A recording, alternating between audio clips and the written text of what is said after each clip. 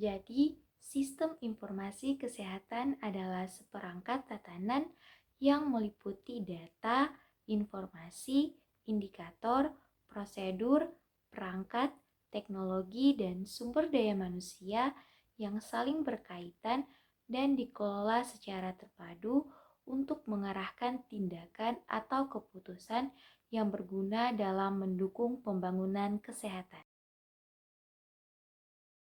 Sistem informasi kesehatan yang ideal di fasilitas pelayanan puskesmas antara lain yang pertama yaitu dengan meningkatkan kualitas manajemen puskesmas secara lebih berhasil guna dan berdaya guna. Contohnya seperti pemanfaatan secara optimal data sistem pencatatan dan pelaporan terpadu puskesmas atau biasa disingkat dengan SP2TP dalam menunjang kegiatan pelayanan. Nah, yang kedua itu ada meningkatkan pedoman dalam penyusunan perencanaan tingkat puskesmas atau PTP dan pelaksanaan kegiatan pokok puskesmas melalui mini lokal karya atau MIN. Nah, yang ketiga yaitu dengan meningkatkan pemantauan dan evaluasi pelaksanaan pelayanan kesehatan di puskesmas. Dan yang terakhir yaitu dapat mengatasi berbagai hambatan dalam pelaksanaan program pokok puskesmas.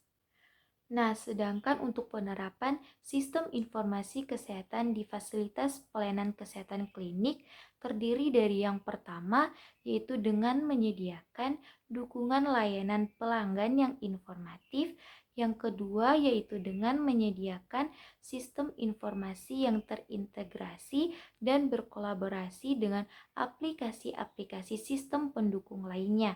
Yang ketiga yaitu dengan menyediakan sistem yang terjangkau dan berkualitas baik yang sesuai dengan kebutuhan utama klinik. Dan yang terakhir yaitu dengan penerapan sistem informasi kesehatan di klinik harus mencakup beberapa manajemen penting seperti data pasien, penyediaan stok obat, pembayaran, laporan, dan statistika yang dapat membantu dalam pengambilan keputusan dan adanya manajemen rujukan yang baik. Nah, untuk penerapan sistem informasi kesehatan di fasilitas pelayanan kesehatan rumah sakit terdiri dari yang pertama yaitu dengan mengintegrasikan seluruh sistem manajemen rumah sakit termasuk dalam pendaftaran pasien, rekam medis pasien, penjadwalan rawat inap dan rawat jalan, farmasi, keuangan, dan juga laporan. Nah, yang kedua yaitu harus memiliki fitur yang memungkinkan pengguna untuk mencari dan memproses data pasien secara lebih cepat dan efisien. Ketiga, harus memenuhi standar keamanan dan privasi data pasien dengan baik. Yang keempat, harus mampu menghasilkan laporan-laporan yang sesuai dengan kebutuhan manajemen rumah sakit, termasuk yaitu laporan keuangan dan juga laporan operasional rumah sakit. Nah, dan yang terakhir yaitu harus mampu untuk mendukung integrasi dengan sistem kesehatan nasional seperti Sistem Informasi Kesehatan Nasional atau SIK. Nah, untuk indikator-indikator yang sebaiknya diterapkan dalam pengelolaan dan penerapan sistem informasi kesehatan di berbagai fasilitas pelayanan kesehatan yang telah dijelaskan sebelumnya, yaitu terdiri dari yang pertama, efektivitas pelaksanaan sistem informasi kesehatan dalam pengelolaan data dan informasi. Yang kedua, efisiensi pelaksanaan sistem informasi kesehatan dalam pengelolaan data dan informasi. Dan yang ketiga yaitu transparansi pelaksanaan sistem informasi kesehatan dalam pengelolaan data dan informasi. Dan yang terakhir yaitu akuntabilitas pengelolaan data dan informasi dalam pemanfaatan sistem informasi kesehatan. Sistem informasi kesehatan tentunya memiliki tanggung jawab yang sangat penting di berbagai fasilitas pelayanan kesehatan. Nah, sistem informasi kesehatan di puskesmas memiliki tanggung jawab untuk melaksanakan berbagai kegiatan seperti mencatat dan mengumpulkan data, baik kegiatan di dalam maupun di luar gedung. Yang kedua, mengolah data. Yang ketiga, membuat laporan berkala ke Dinas Kesehatan Kabupaten Kota. Yang keempat yaitu memelihara bank data.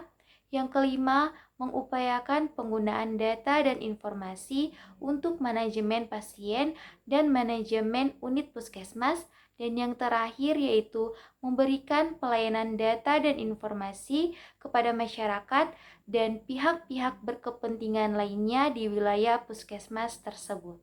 Nah, sedangkan untuk sistem informasi kesehatan di rumah sakit memiliki tanggung jawab untuk melakukan berbagai kegiatan seperti itu. Yang pertama, memantau indikator kegiatan penting rumah sakit seperti penerimaan pasien, rawat jalan, pemakaian tempat tidur, mortalitas, waktu tunggu, dan lain sebagainya.